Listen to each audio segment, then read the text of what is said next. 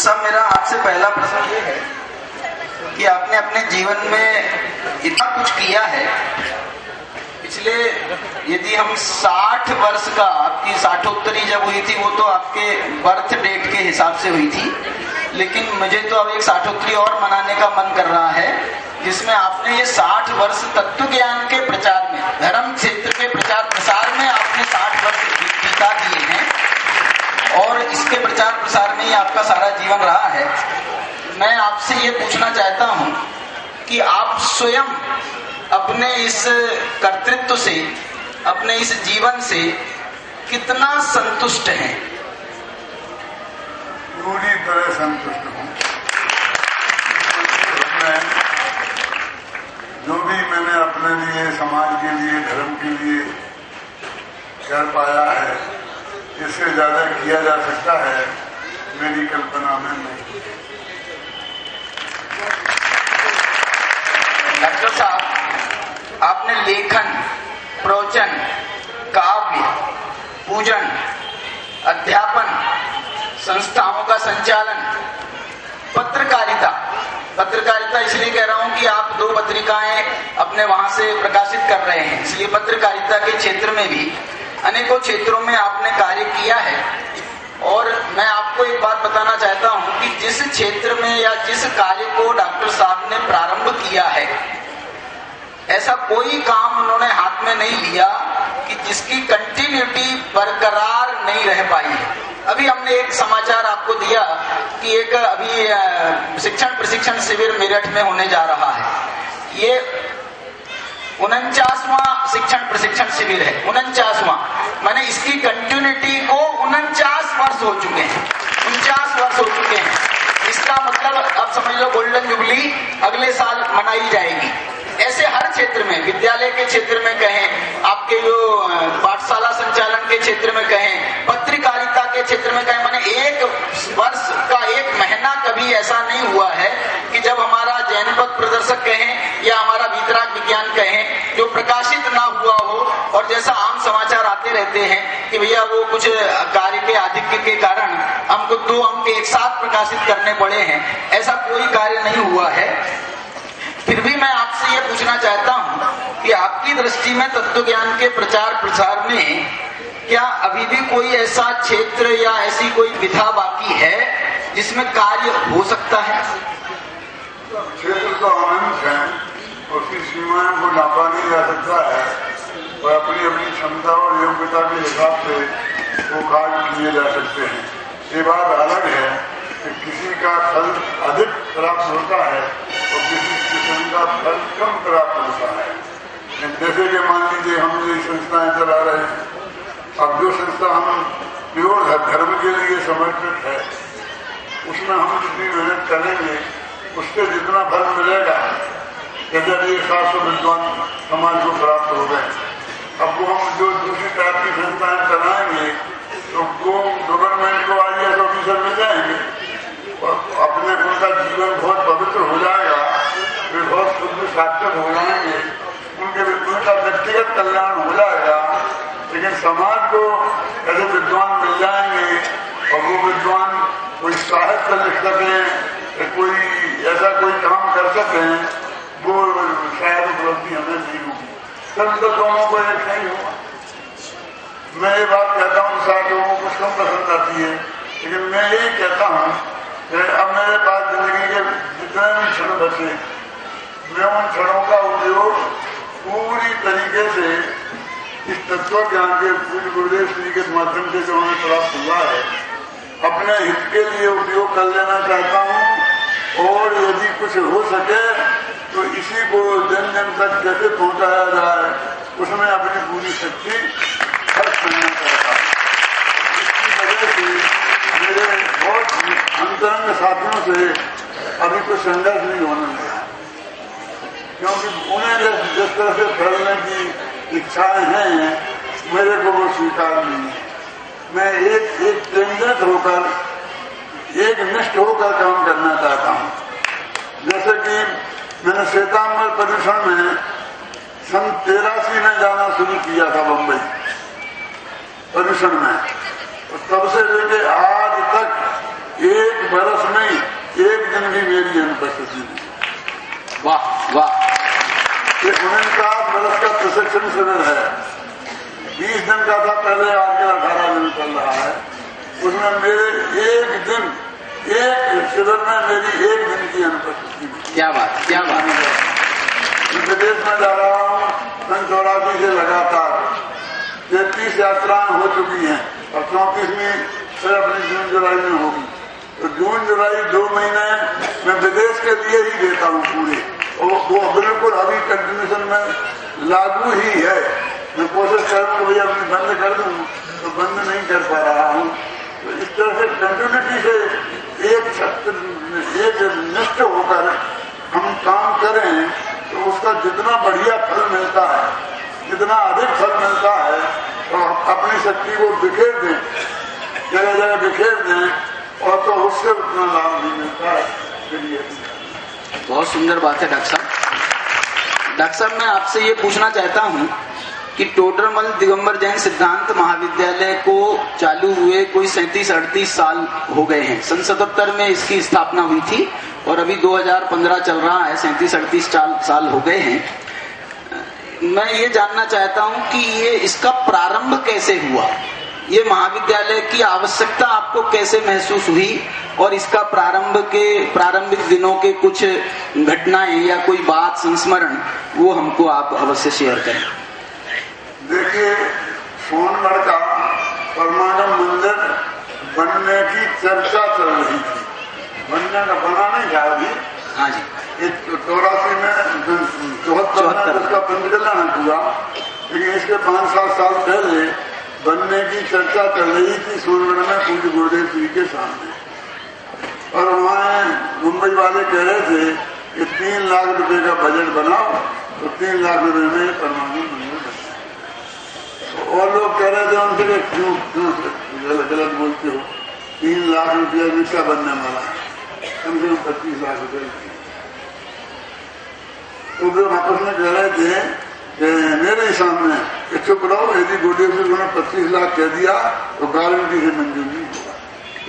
3 लाख से मंजूर तो करा लो, फिर अपन को बनाए, क्योंकि गुरुदेव वो इस पैसे के प्रति भी इतना सेंसिटिव। उसी वक्त वहीं बैठे हुए उस स्वाध्याय भवन में मैंने कहा, एक सुमन भाई ठाकर जी थे, ठाकर सिंह मोदी, मैंने कहा कि तुम्हें 3 लाख रुपया इसमें बर्बाद करोगे, 3 लाख रुपया तुम मुझे दो तो मैं जिंदा परमागम बना दूं। क्या बात, वाह। एक महाविद्यालय खोलूं और ऐसे विद्वान तैयार करूं, ये सारी बात मैंने करीब 70 के पहले ये मैंने सोनगढ़ में की। वाह वाह वाह वाह।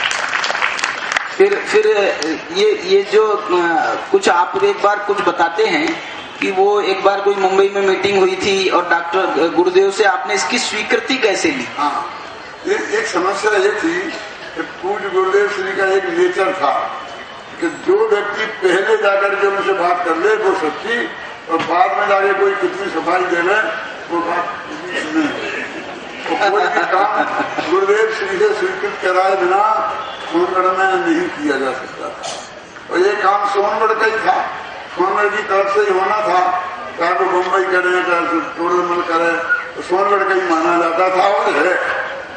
तो हमारी वहाँ मीटिंग हुई और मीटिंग में ये सब तय हुआ कि भाई ये महाविद्यालय खोला जाए, तो उसका खर्चे की व्यवस्था कहाँ से हो, कौन पढ़ा है, कहाँ ठहरने की जगह हो, अभी हाल बिल्डिंग चाहिए पड़ेगी तो कहाँ से आएगी। तो गोदका जी उस मीटिंग में मौजूद थे, तो उन्होंने कहा कि भाई मैं स्मारक बनाया काय के लिए, मैं अपना स्मारक इस महाविद्यालय के लिए आपको समर्पित कर दूंगा, आप उसमें पढ़ाना। समस्या हो गई मकान की।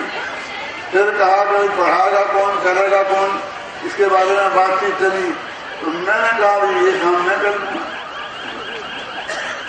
बाबू भाई बोले तो पैसे की व्यवस्था का काम मैं करूंगा। सबने अपने अपने काम बांट लिए। ऐसी सब बात आई और वहाँ एक तय हुआ कि अब पूज्य गुरुदेव श्री से ये स्वीकृति लाई जाए। 3 कठिनाइयां थी। एक तो ये विद्यालय जयपुर में खुले, सोनगढ़ में खुले। सोनगढ़ में बोलना चाहिए ये आप जयपुर क्यों ले जाना चाहते हैं, क्या? तो ये बात को गुरुदेव को समझाना बहुत कठिन था।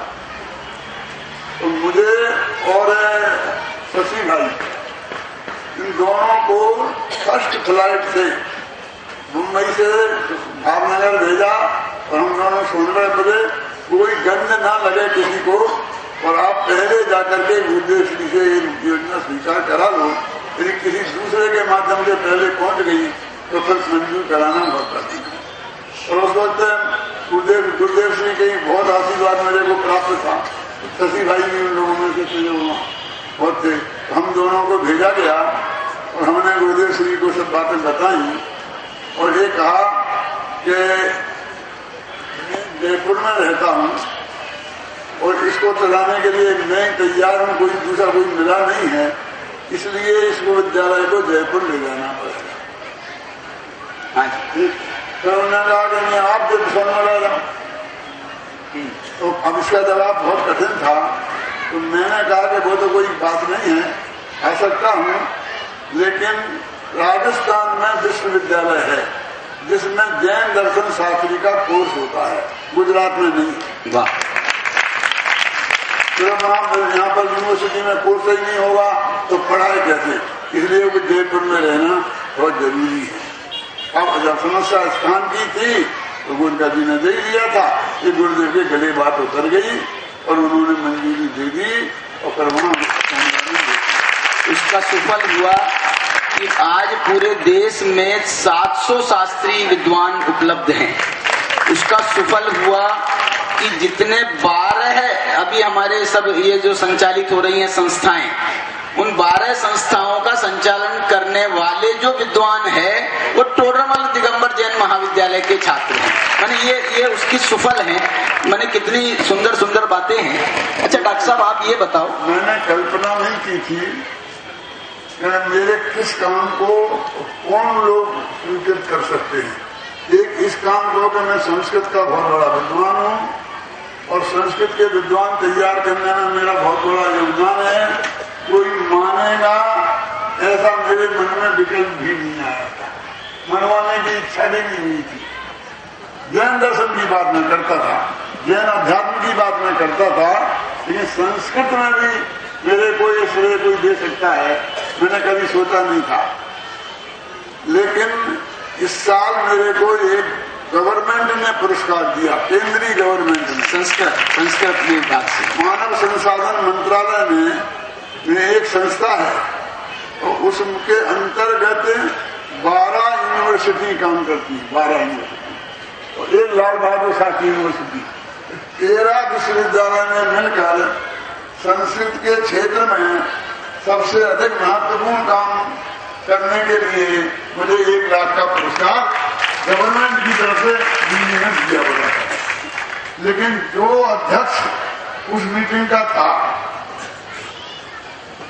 उसने मेरे से कहा जब फंक्शन पूरा हो गया, बोले डॉक्टर साहब आपको पता है इस कमेटी का चेयरमैन कौन था जो सिलेक्शन कमेटी हुई है?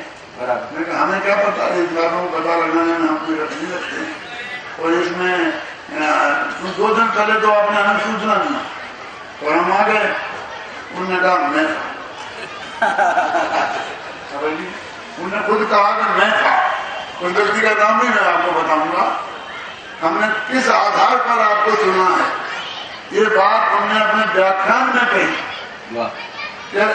इतने विश्वविद्यालय हैं, उनमें इतने प्रोफेसर पढ़ा रहे हैं संस्कृत के और उनको 2-2, 3-3 लाख रुपया महीना हम देते हैं, लेकिन कहीं ऐसा उदाहरण नहीं आता कि इनने 500 या 700 इतने विद्वान तैयार कर दिए।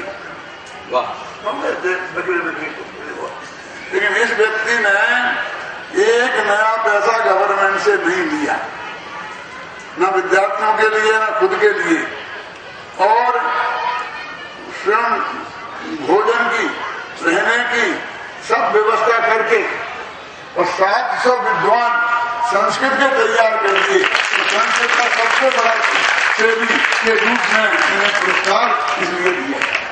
संस्कृत का आपको पुरस्कार मिला डॉक्टर साहब। हमारे मोहल्ले वालों ने मेरे को भी संस्कृत का पुरस्कार दिया इसी साल। मैंने आपका पुरस्कार तो विश्व स्तर का है, मोहल्ले वाला मैं थोड़ा सा उसका कम मूल्यांकन कर रहा हूँ। एक विदर्भ सेवा समिति नाम की यहाँ संस्था है, उन्होंने मेरा पुरस्कार किया, किसी ने चेक लगा दिया होगा। एक डॉक्टर साहब आपको इसी संबंध में प्रश्न जो है हमारे संयम जी के पास में पब्लिक से आया है, वो आपसे पूछना चाहते हैं। इसके लिए हम एक शब्द रख रहे हैं, विद्वान टाइम। सो बेसिकली जो विद्वान यहाँ पर बैठे हैं, उनके अलावा जो हमारे पास विद्वान हैं, वो भी आतुर है इनसे प्रश्न पूछने के लिए, तो इट्स कॉल्ड विद्वान टाइम। तो अब हम जा रहे हैं इनके एक ऐसे शिष्य से जिन्होंने सागर में अपना एक बहुत बड़ा नाम बनाया है। ये हैं मेरे प्रिय फूफा जी श्रीमान अरुण जी मोदी। जोरदार तालियां एक बार उनके लिए। और आपका प्रश्न। भैया तुम ज्यादा रिश्तेदारी मत बताया करो।